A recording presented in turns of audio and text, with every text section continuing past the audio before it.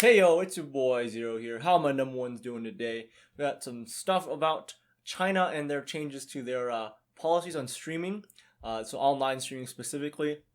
And I gotta say, Cover Corp has dodged a bullet with this one, especially with when you see the title and you got thumbnail there, with pulling out Hololive China.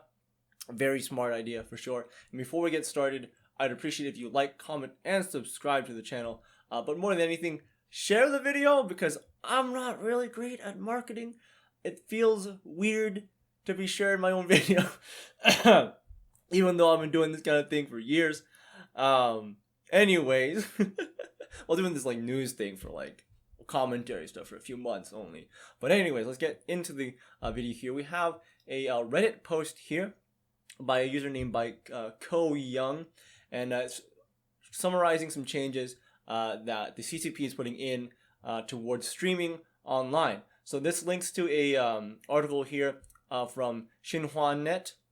Now the thing is, of course, it's Chinese. I don't know Chinese, so I'm gonna trust that OP here has the right kind of translation.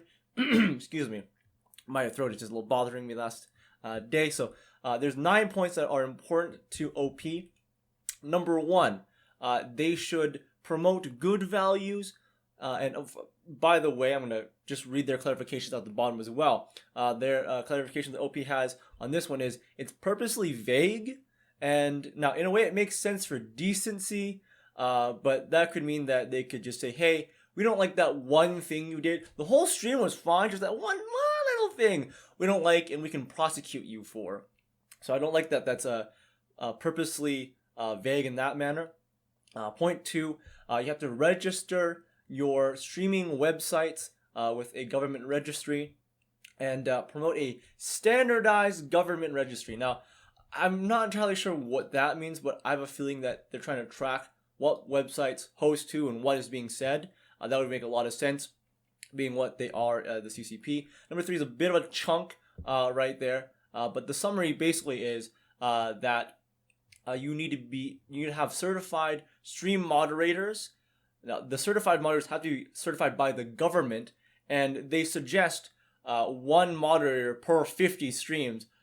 I can't imagine, like, I don't know how the workload works for other moderators for streams, but man, that already sounds like a huge workload trying to keep track of 50 streams, like live streams for a single individual. Now they do encourage saying, hey, if you could maybe like even do like 1 per 40, that'd be great. So they're trying to get as many people moderating as possible. That's the encouragement there. And number four, they want to categorize mandate categorizing streams. Now, not a really bad thing in my opinion, because it just makes it easier for people to watch. That's a non-issue there. Number five, though, this is where it's interesting. Business rating for streamers. This is very similar to what they have currently in place right now, which is the like social, what's it called? The social credit score, I think it was. But basically, in China, if you do certain acts, you gain extra social points and gain privileges. If you do things that they deem to be negative, you can lose points and lose privileges. So they're doing that again, but for streamers and individuals of that sort. So you'd be double deprivileged, I guess, if that's the word.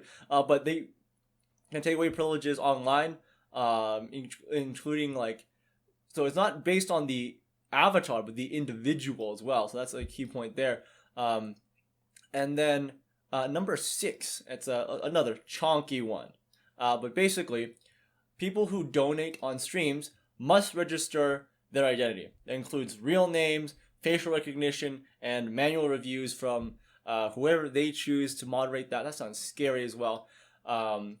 They do limit the donation, spending on donations. Now, if you donate too much, apparently, you get suspended, you can't spend any more. Now, it makes sense that you're trying to limit people donating, which is, like, in a way, just trying to help people along. But that's like taking away freedom. That just feels, again, very totalitarian. This reminds me of, like, because I watched recently a stream of someone playing through Papers, Please. It just sounds like, oh, you must raise a strong family for the nation, So very communist sounding, very totalitarian sounding, for sure. It's like, you must raise the good children for the the nation, for the future of the nation, you know. And then part 6 here, streams in regards to e-commerce, have to stay on topic, so they can't like deviate any amount. Well, I'm sure there's some leeway, but they sound really strict about they must stay on topic. You have to schedule it 2 weeks in advance, or else you can't do it, and you must include the information on attendees. So they already have your information there, so they'll know, oh, what kind of things is this person attending? What are they watching, huh? Let's just watch our citizens a little bit closer, which is kind of scary. And point 8 is very similar to point 6 in the whole registration thing. So e-commerce sites must register a lot of stuff to be identified by the government. And point 9 here, as OP says, not new information. They say it's old hat. It's not new for platforms similar to YouTube. They encourage the development of moderation tools and the use of man and machine. So to moderate streams and what is being said or what is being shown. And it sounds, again, very authoritarian, which is, like, again, very concerning to me. This is, again, why we're saying, hey, it's smart that Japan has pulled out. Hololive has pulled out. And OP at the very bottom here, I agree with them for sure. All in all, there's a lot of red tape. Existing China streamers will be probably mildly inconvenienced to moderately affected, depending on content. But foreign streamers looks to be a huge headache, because they're going to go through a lot of hurdles on that.